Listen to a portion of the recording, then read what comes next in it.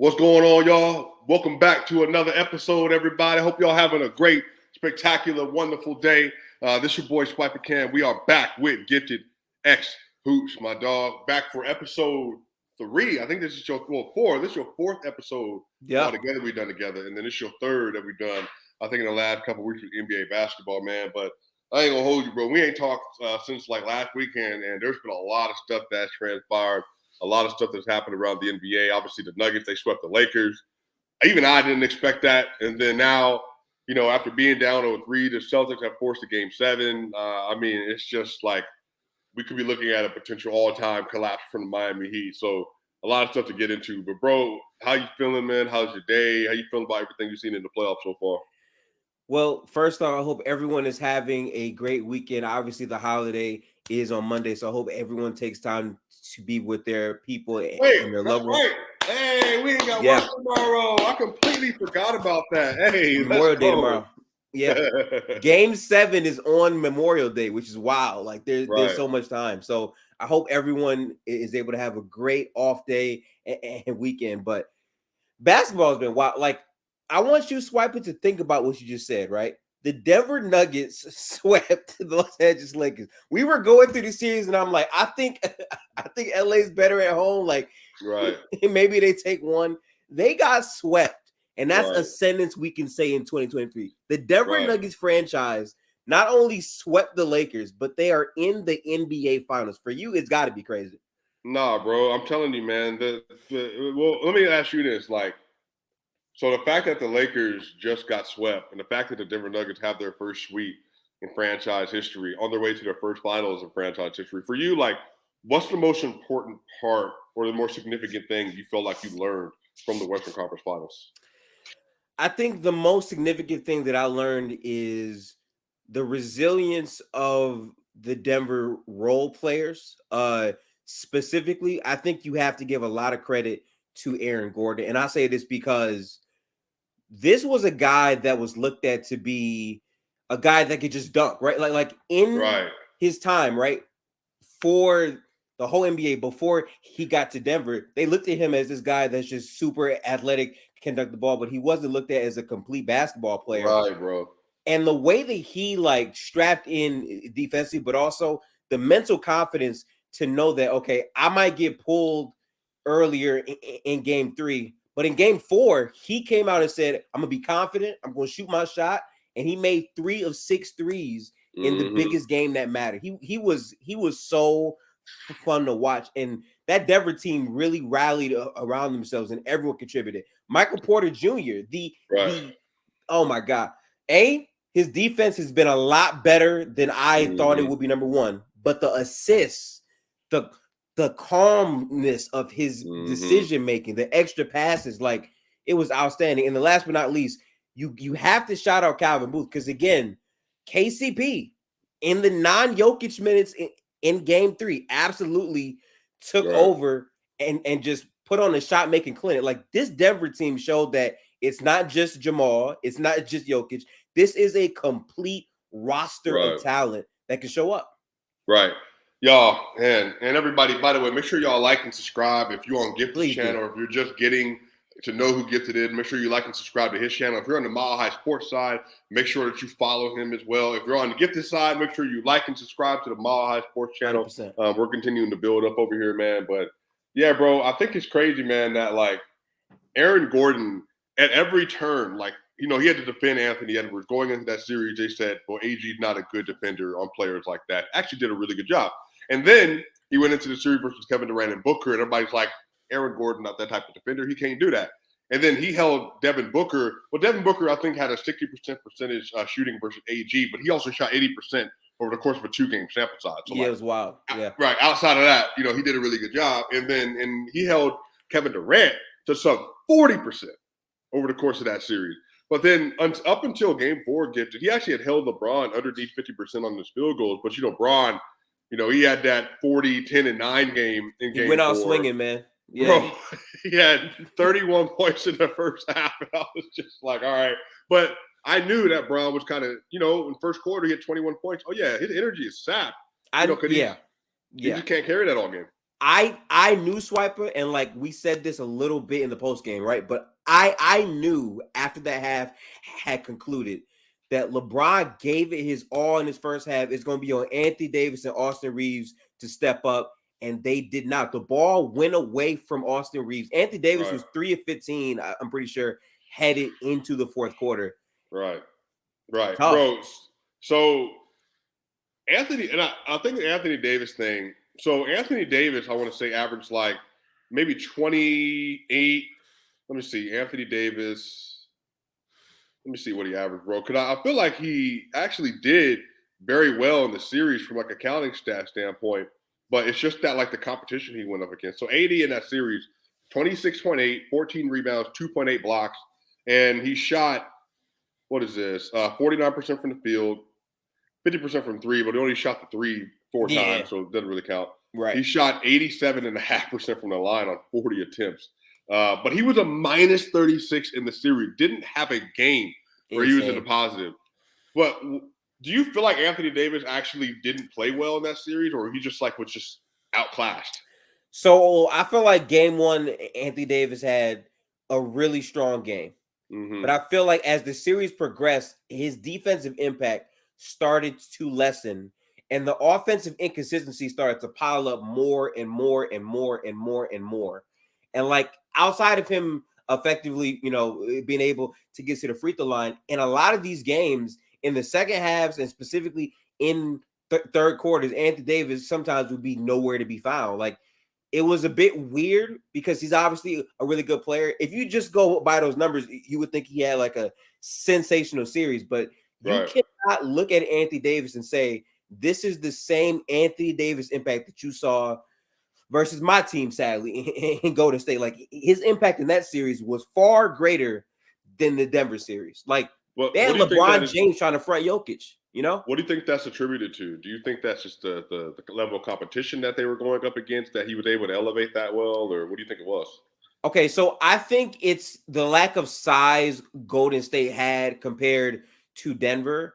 And I also think like the style of how things work, because they tried to have other players basically front on Jokic so Anthony Davis could roam. But the problem is there's spacing and shooters everywhere. And Anthony Davis stood no chance one-on-one individually when he was posting up Jokic. And they really needed him to do that more so than anything else, because the lineups that they would play trying to get that off just didn't really make much sense. And I think versus Golden State, he had a clear offensive advantage and a clear defensive advantage as well for that entire series. So to me, it's more of a matchups thing for Anthony Davis in those two series. Yeah, and look, I'm not one of those people that is like super down on 80 after this series. I mean, bro, like again, I love Jason Temp. Jason Temp, the volume. We've had him on the show before. He does great work, but he going into the series, he said Anthony Davis was the best player in the world because he had just outplayed Steph Curry in the series before. In his mind, he had outplayed Steph Curry. Could you win the series? You have the better player, right? That's kind of his methodology. He won a championship 3 years ago, and then in the first round, he dominated the Memphis Grizzlies. So he had made he had put the idea out there that he was the best player in the series, and that whoever wins that matchup is going to kind of, who takes the reins from that. But he thought that it was going to be like a fairly like equal battle. But that's the thing, Gibson. I'm just like, bro, I really don't. Yeah. I think people watch Joker, but I don't really think they've really spent a lot of time. They did not watch Joker. They did not watch Joker. I can confidently tell you, Swiper, that these people did not watch the Denver Nuggets. But he covers the NBA. Yeah. But he covers the NBA, and he's talking about the game. But it's almost like I think people had this idea, Gifted, that somehow Joker is affected by who's on the other side of the court. Like that's going to affect his gameplay, Yeah, I just, man, like this Denver team all season long has been good. And I just have to believe, for my personal sanity, Swiper, that a lot of these people just did not watch this Denver team play basketball, because what Jokic did should not be surprising anybody. For years, he's been in the best player in the world conversation. I even said last year, like, okay, we beat Denver, sure, but Denver is clearly outmanned, and Jokic still had a phenomenal overall series, especially after those first 2 games. So me seeing them come back with a loaded roster of guys who can shoot the ball, play defense, and also we get to see the Jamal Murray and Jokic two-man game. Like, I kept saying this too, right? You can't trade Jamal Murray. I don't care what, like, their impact together as a twosome, they're still young. You got to see that through. And they've shown that time and time again. And that's how you're in the finals. Like, the yin and yang between Jamal Murray, being super shot aggressive, the excellent off-ball screening from Jokic and the slips and the passes, that two-man game is the key to you guys winning the chip, in my opinion. So remember in Gifted, y'all, this is why I say y'all gonna follow Gifted, and even on Twitter and Gifted, we have to make sure that once the playoffs are over, I'm thinking about making like almost like a PDF of like a top 25 players thing, like kind of like you see with the Ringer and all that stuff. It's gonna take some work, but I feel like at this point, it's kind of, I think I can make the time to do that this offseason. I think that'd be a lot of fun. But I think when we did we did the elite role players. What were the categories? Oh yeah, that we had laid out. Yeah. So we made up like a whole tier list of the role players in the league. It was superstar role players, elite, and high level role players. High level role players. Yeah. After that, I think mid. So like. Overall, those were the tiers. I remember people arguing about Gordon and I think KCP in terms of where they would be. They would definitely go up after this one. Yeah. I mean, it's not a question. Yeah, and remember we did the number 2 option thing, and I think we had Jamal Murray in there at the top of the list, but I think a lot of people were, because we know he has to be, but can he be? But again. Right. I've been a supporter of Jamal Murray for years, but even I couldn't have predicted that Jamal Murray in the Western Conference Finals would average 32.5 points a game, 6.3 rebounds, 5.3 assists. He averaged 2.8 steals, and he shot 53, 41, 95 in the series. 53, 41, 95 in the series. So what did you think about Jamal as you saw him in that series? Did he exceed expectations? Like, and where did you have him? So, I guess going into the series, did you have him like he was going to be the 4th best player in the series? And then at the end of the series, where did you have him based on play? Yeah. So, okay, I thought that for Jamal Murray, right? I thought he was always a super talented player. He's never made All-Star. He's never made All-NBA. But the shot making that this guy can do in the flow of your offense and the way that he can take over games, I've seen it firsthand. Like, he's a very good player. Coming into the Lakers series, I thought he would be better than LeBron. A lot of people didn't, but the entire playoffs, LeBron just has not been at his same level. And I thought Jamal Murray, in terms of the movement, spacing, and the way that he's able to still get to the rim, and the fact that he's a bigger guard, which means guys like D'Lo and Dennis cannot guard him at all. Like, I thought he would be good. But the proficiency and the timeliness of the way he scored, like, this was by far his best series. And to do it against the best defense in the league coming into the series really holds weight to me, I think. Yeah. So let me ask you this. So Devin Booker's a better player than Jamal. I think we all agree with that, especially regular season. Devin Booker averaged 36.5 basically, and he did it off the Clippers series, the Nuggets series. I mean, I think it might have dropped down to 31 or something like that. I can't remember exactly. Right. But Devin Booker had a 37 points a game series on 70% true shooting in the first round.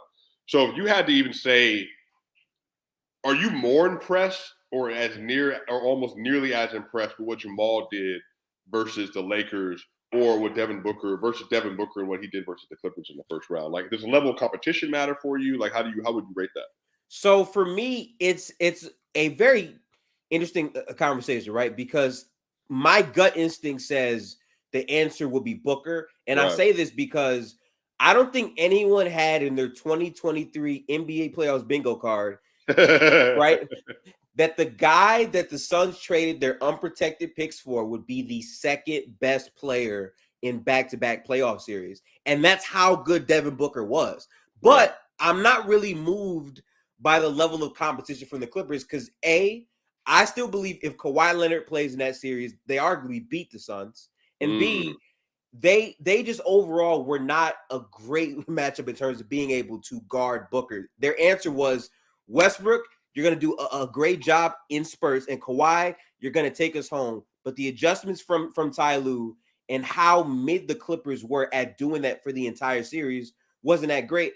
And KD wasn't great. So for Booker to rise to that level and be by far the best player outside of Kawhi after he got hurt, that means something. But the competition is not the same, in my opinion. Yeah, I mean, Norman Powell went for a 42-point game in that series. Russ looked like he was going to get a $10 million year contract. Yeah. Yeah. So, again, man, like, I'm really curious, because I was listening to the volume the other day, and there was these two gentlemen on there that basically one of them made the argument that, hey, I don't care what nobody says. I think you got to put Jamal Murray's in the top 15 players in the NBA conversation after this run. And I was like, that seems pretty high. But let me ask you, Gifted, because we do these ranking stuff all the time. I think 15 to 20, that's getting into your like Domantas Sabonis range or De'Aaron Fox range, or who else made All NBA? Your Jaylen Brown range. Is that about like where you think if Jamal Murray keeps this up through the finals, do you think he stays in that category, or can he even go a little ahead of that because of what he's done in the playoffs? So it's such a hard conversation specifically with him because I feel like people are waiting for Jamal to have like this all-star, all-NBA full season. But undoubtedly in the playoffs when it matters most, Jamal can be at that level, if not higher. And it's like us looking at that and evaluating that to other players that might have stronger campaigns during the regular season, but not in the playoffs. It's like, how do you, go about that? What I would say is based on the ability of these players to thrive against elite defenses, Jamal's skill set is easily up there. Like the off-ball spacing, the footwork, the post-ups. Post-game, Like people underrate how strong he is and how tall of a guard he is to be able to get those things off. And again, outside of Donovan Mitchell, which, still I would say Jamal's shot making can be on a similar tier. It's like that variance of who Jamal is as an all-around player to me matters, because also you're not going to be aggressively hunting Jamal Murray on defense either. That matters to me. So right now, let's say Jimmy Butler in the playoffs is in isolation, getting 5.5 isolation point attempts per game. He's averaging 1.07 points per possession, which is, that's very good. Now, Jason Tatum is getting 4.5. He's at 110, like 1.10. That's like, wow. Devin Booker was getting 4.5 at 1.22, which goes to show you how crazy his shooting and stuff was. Jamal Murray, so far in the playoffs, Jamal Murray is sitting at, he's getting 2.3 possessions per game, and he's at a 1.111.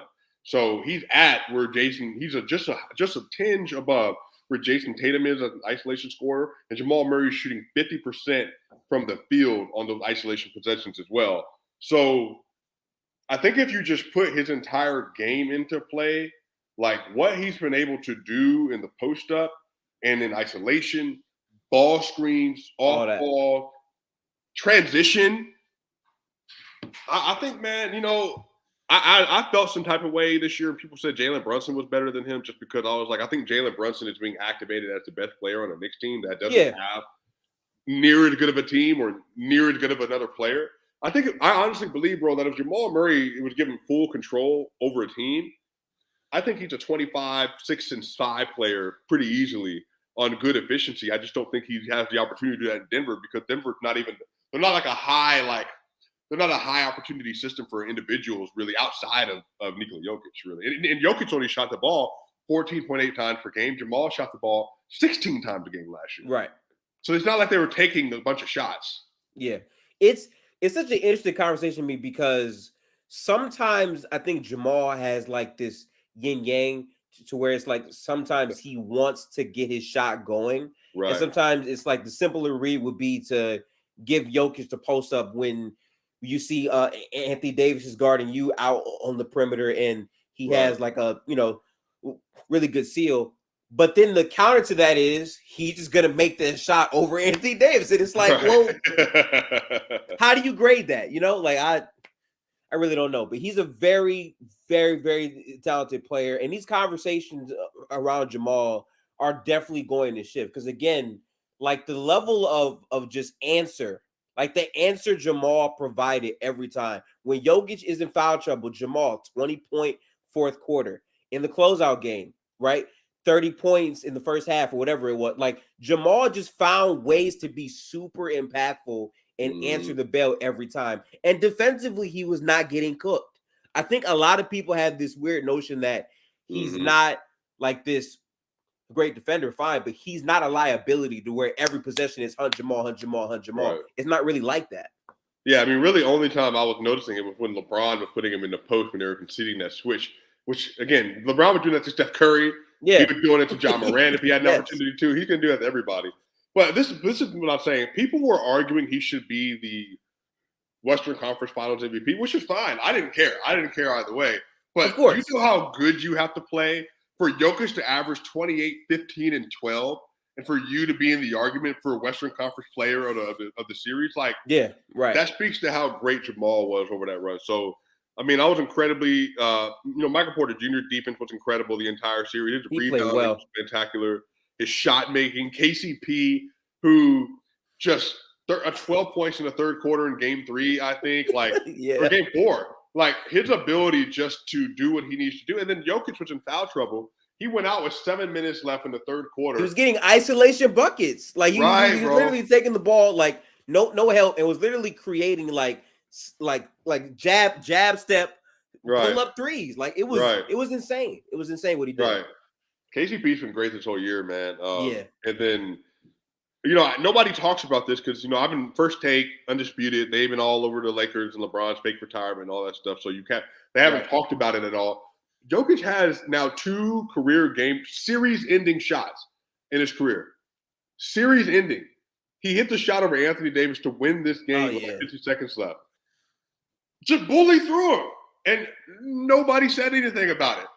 We got to talk about these shots, by the way, because I watched that game 3 times, right? So I just made a YouTube compilation of it. And it's like the shots Jokic was hitting. And I love this, right? Because a lot of people said Jokic is so efficient at basketball because he takes easy shots. But it's like, even if you go back to the bubble, he was hitting like Dirk, Carmelo, fade away, heavily contest. And then in this series, you have in Game 1, like the big 3 that he hit to end out the third quarter. And then in Game 4, he made not 1 but 2, because there was another play where he shot a leaning 3 over LeBron James, step back, improbable, right? And then on Anthony Davis in isolation, when the play's not going anywhere, Jokic makes another one over Anthony Davis. And it's like, how do we just say all he can do is pass when he's making impossible shots on the perimeter and he's killing you in the paint at the same time? And then if you double him,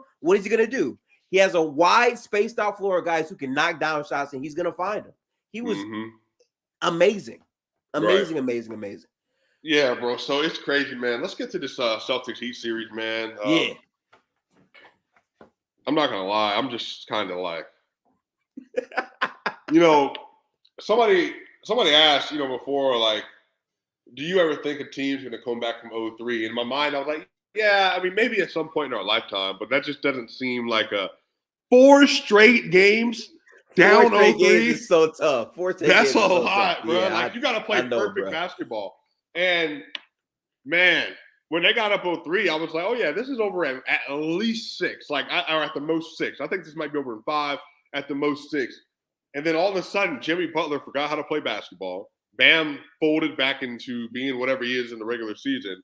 Tatum has played very well. Smart's played very well. Derek White, Horford. Bro, and now it's tied up 3-3 going into Boston on Monday. First off, thoughts on the series, and who wins? Who's going to win that series? Okay, so listen, right? Every night of the playoffs, we've been doing watch party streams on YouTube and in the Discord. And then, as you know, we've done spaces at halftime and postgame. So I've been closely watching every game of this. And for the Heat, the number one thing that stands out is in the first 3 games, they could not have an answer for Jimmy Butler. He was attacking White. He was killing White.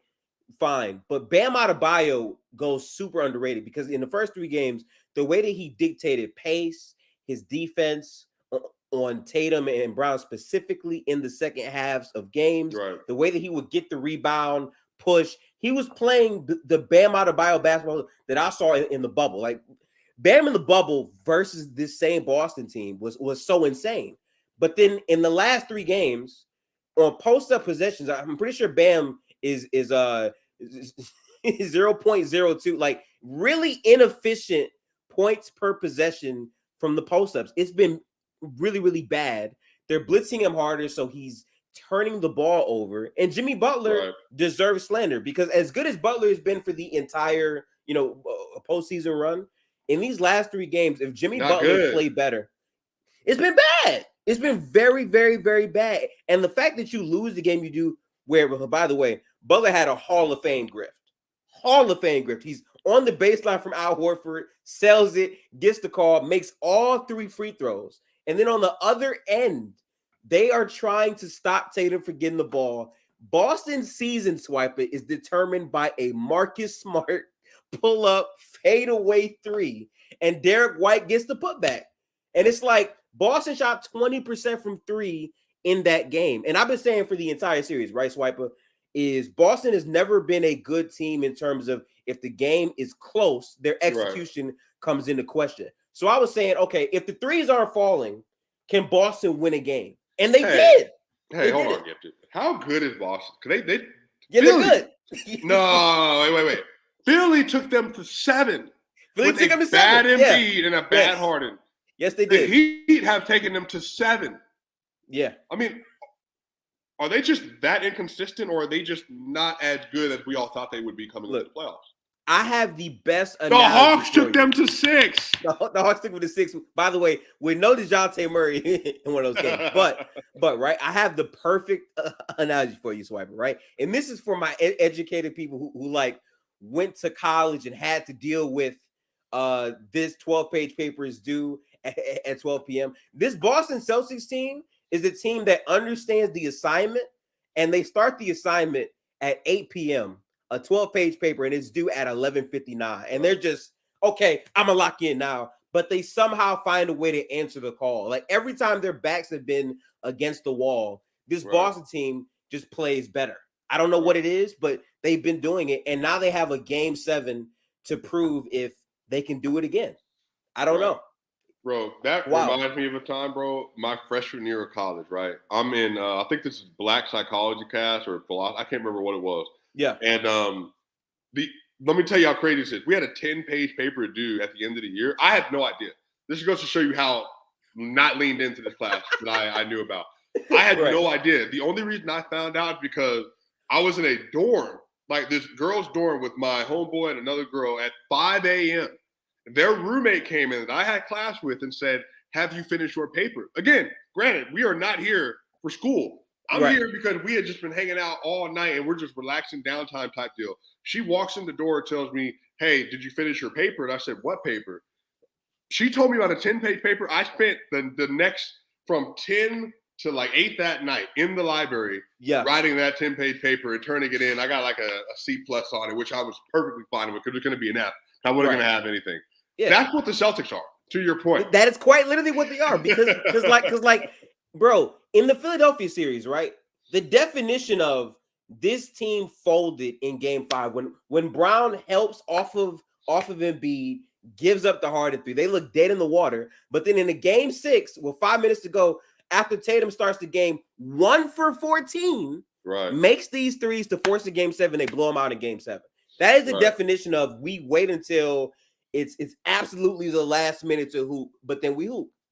Like it's just absolutely crazy. And the funny part is Jaylen Brown, who I feel like a lot of people have kind of overrated just a touch, because a lot of people said that he's a $300 million man. They should give him the Supermax. Jaylen Brown was outplayed by Caleb Martin and Duncan Robinson in like 2 to 3 games in this entire series. And Brown has his best game of the series last night because as good as Tatum was, right? Tatum had 25 points in the first half. He finished the Right. game with 29. He went 1 for 9 from the field. Brown had 15 points. It's just wild what we're seeing. So here, bro, let me ask you the real question. Yeah. Who do you think is going to win in this series? And then do you think either of those teams will beat the Denver Nuggets in the finals? Okay, man. I'm not going to lie to you. Game 7 is quite literally anybody's game. I'm going to give you my answer. It does not look good for the Heat because they lost a game where Boston shot 20% from 3. But I'm going to tell you what my thought process is, okay? I refuse to accept the idea of a team coming back from down 3-0 and winning the series in my mind. I think that now the pressure has shifted from the Heat to Boston. I know that sounds wild, right? But think about the context. Boston thinks they're dead in the water. We got to fire our coach. We can't do anything about this. They win 3 games straight. Now you're at home in a close game, 10-point game in the fourth quarter. How do they respond?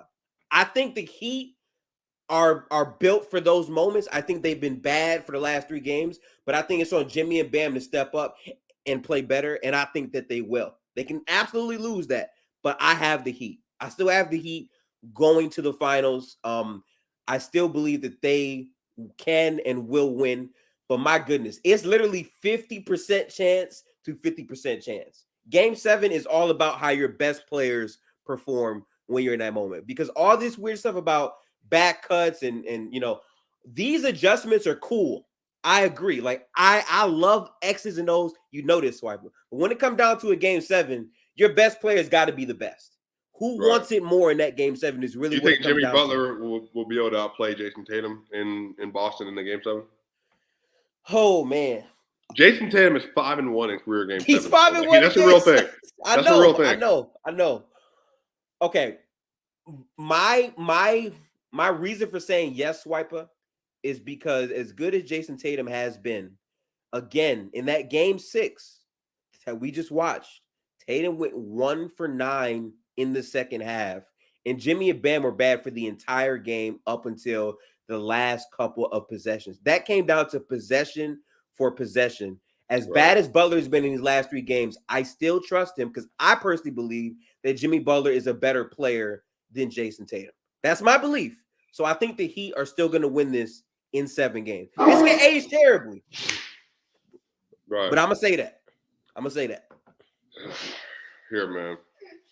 This is what I don't know. Chad, go. Go to your place. Hey, go to your place. Down. No, down.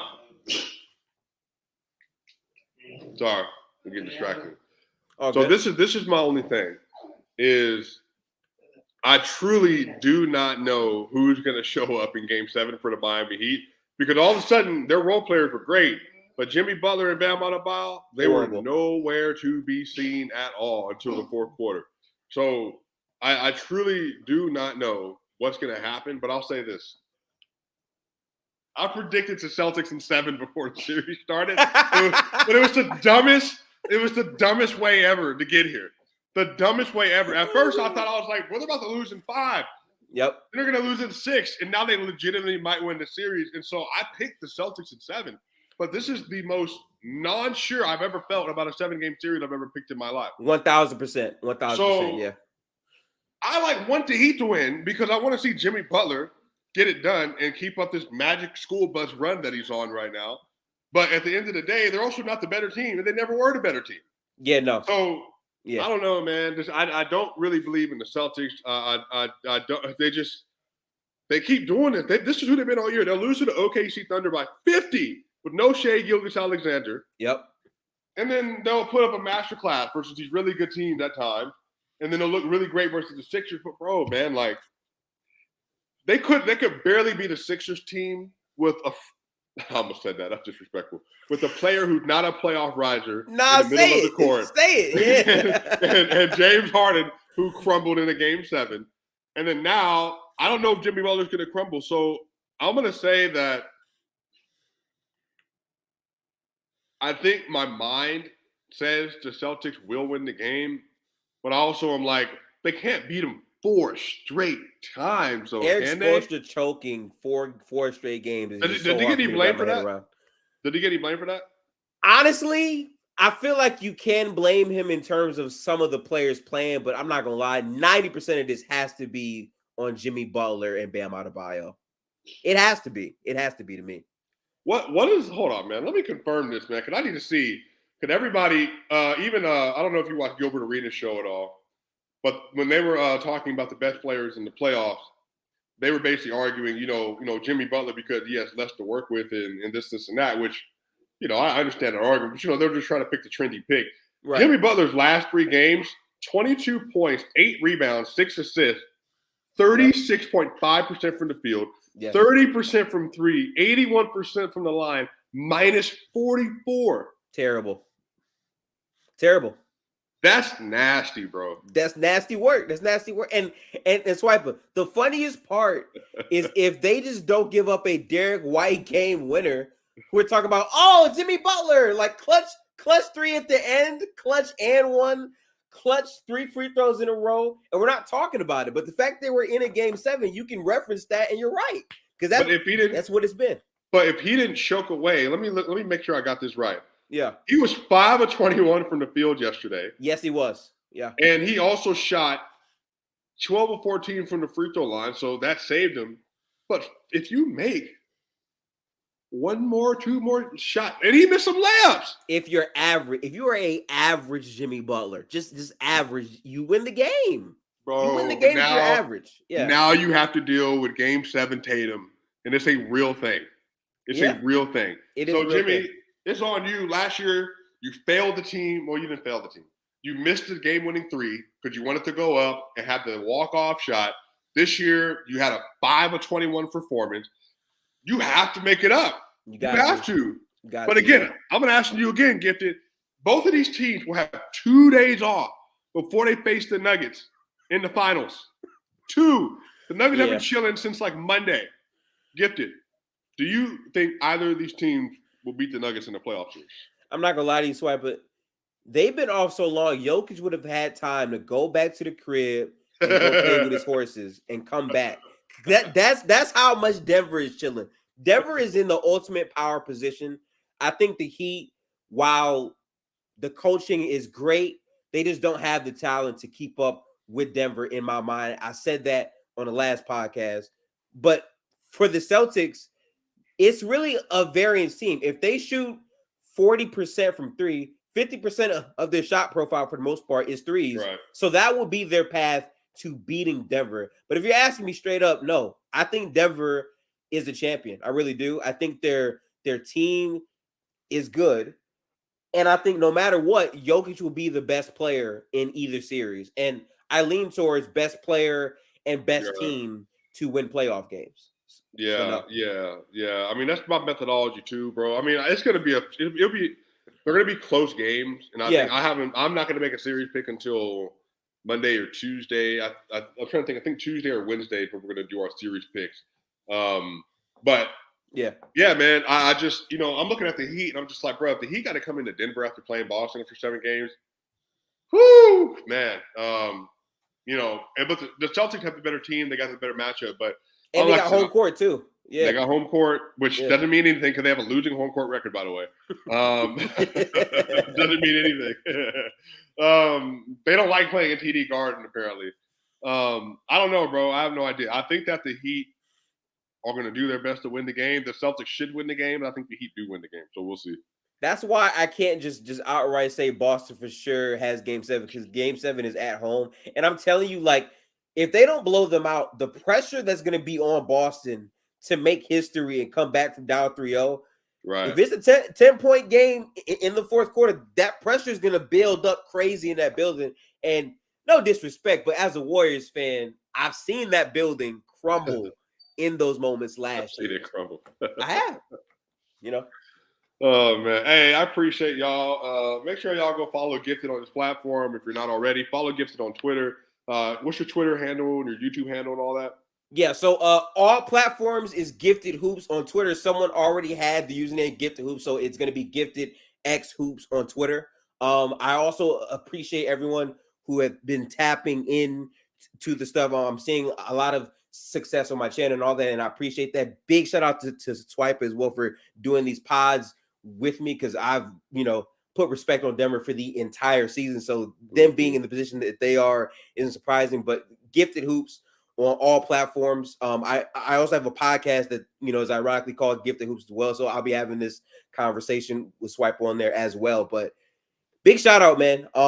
It's been crazy things in the NBA, Swiper, and we talked about this preseason. Like the teams that we looked at was Denver, potentially the Lakers. Actually, no. We had Denver, Lakers. the Warriors. I think Denver Warriors and Denver Warriors, Boston. I think we said Philly, maybe Philly. The Bucks, yeah. Yeah. it's just the Bucks went out in the first round. Right. Philadelphia chokes game 6 and 7, so they're out. Golden State loses their series to Lonnie Walker. Like it's crazy. Insane series so far. Yeah, I think the first 3 I had the Warriors #1 seed, Nuggets 2 seed, and then I had the Clippers 3 seed. I then had the Bucks 1 seed, Celtics 2 seed. Then I had the 76ers the 3 seed, which actually went all being right. And I think I picked the Bucks Celtics in the Eastern Conference Finals, and that didn't happen. So and I think I picked the Nuggets versus the Warriors in the conference finals, and that one didn't happen either. But it's been a crazy year, y'all. But look, y'all, make sure y'all subscribe, show love. Make sure whoever you like getting your favorite NBA content from, follow Gifted. Go to my Twitter if you don't already follow me. Again, you know what I mean? I'll be on there every day. If y'all need to talk, ask a question, let me know. But y'all, my people, Swiping Game, we just crossed 10,000 subscribers, so we will be going to Serbia this year. So this is crazy, y'all. We built it up. Mile High Sports, shout out to y'all. Shout out to all the partners. Everybody making this possible, y'all. Hey, we will see you on the other